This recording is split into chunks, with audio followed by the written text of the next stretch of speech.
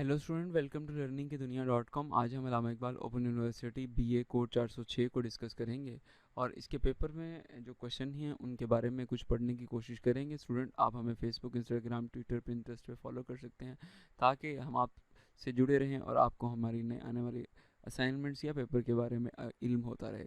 Students, आप हमें अल्लामा Iqbal open university के इस टैब में जाके यहाँ से अपना कोर्स सेलेक्ट करने के बाद इस पेपर को डाउनलोड कर सकते हैं और इसके अलावा लिंक डिस्क्रिप्शन में भी अवेलेबल है।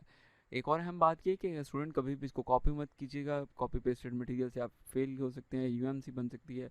इसलिए इसको तैयारी करने के लिए इस्तेमाल कर सकते हैं, लेकिन इसको इन पेपर्स को कभी भी किसी से लिखवाइएगा मत या किसी को पैसे दे के बाय मत कीजिएगा। ठीक है, these are the only free assets, तो आप इनको फ्रीली इस्तेमाल कर सकते हैं। इसमें सवाल नंबर 1 है, तेल, पेट्रोलियम, गैस और बिजली की बढ़ती कीमतों ने पाकिस्तान में अफरात ज़र पैदा किया। महंगाई, बहस कीजिए, नीज़ अफरात ज़र को कंट्रोल करने के लिए तजावीज़ दिए।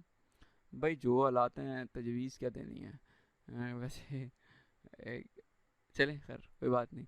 पाकिस्तान में शुमारियाती इदारे ब्यूरो ऑफ स्टेटिस्टिक्स की जानिब से जारी करदा शुमार के मुताबिक मुल्क में अफरात ज़र की शरह गुज़श्ता 5 बरस के दौरान बुलंद तरीन सतह पर गई और भाई 9.41 रही और फेब में 8.21 आ गई। यानी महंगाई और अफरा तफरी और बेचैनी और चीज़ों कीमतों का बढ़ जाना, इन्फ्लेशन रेट्स और बहुत ज़्यादा ये तो हो गया। ठीक है, अफरात ज़र बेसिकली कहते ही इसको है, महंगाई को, इन्फ्लेशन रेट को, चीज़ कीमतों का बढ़ना। ठीक है, मीशत मजमूई तौर पर जितनी अशिया ख़रीदी जाती हैं इसकी औसतन कीमत अगर बढ़ती है तो हम इसे अफरात ज़र कहते हैं। ठीक है, अफरात ज़र में इजाफा कैसे होता है? चीज़ जाहिर सी बात है, जब आपको चीज़ें हाई प्राइस पे मिलेंगी तो आगे भी हाई प्राइस पे सेल होंगी, तो चीज़ों की आ, वो बढ़ेगी, कीमत बढ़ेगी। या डिमांड इन्फ्लेशन आता है। एक चीज़ है, जैसे पिछले दिनों मुर्गी थी, बड़ी महंगी हुई थी। रीज़न, यूज़र कंज्यूमर ज़्यादा हो गया और प्रोडक्शन कम हो गई है। इसको डिमांड एंड सप्लाई गैप भी कहते हैं। अगर ये गैप ज़्यादा हो जाए तो भी रेट्स बढ़ते हैं। हुकूमत टैक्स वसूली में अगर ज़्यादा कर दे, सब्सिडी ख़त्म कर दे, टैक्स ज़्यादा लगा दे, तो ये सब वो चीज़ें होती हैं जिनकी वजह से महंगाई जो है वो होती है। तो इसमें ओपन मार्केट का भी कुछ ना कुछ किरदार होता है।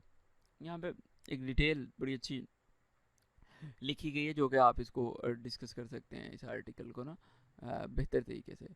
सवाल नंबर 2 में कहता है, पाकिस्तान में सेहत के मसाइल के हल के लिए तजावीज़ दें और मौजूदा हुकूमत इस मसले को हल करने में क्या किरदार अदा कर रही है।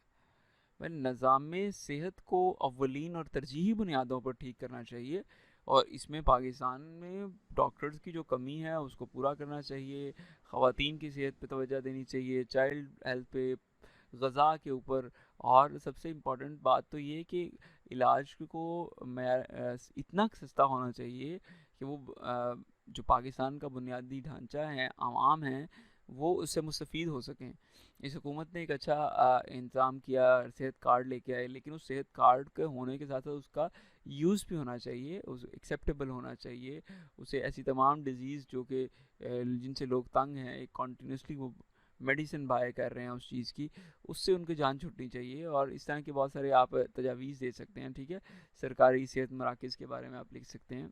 ठीक है, शहरों के अलावा हमें गांव के लेवल के ऊपर सेहत को आम करना चाहिए ताकि जो माइग्रेशन है वो कम हो, लोग शहरों की तरफ कम आएँ और वहीं पे उनके शहर आबाद हों और वहीं वो रहें।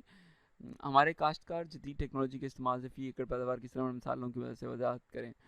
भाई ज़ाहिर सी बात है, बहुत दुनिया तरक्की कर गई और फ़ी एकड़ पैदावार, हाइड्रोपोनिक मेथड्स और पता नहीं क्या क्या मेथड्स आ गए हैं, लेकिन हम अभी तक स्टिल वहीं पे हैं। तो हमें सबसे पहले अपने किसान को उसके टेक्नोलॉजी के अमूर सिखाना होंगे।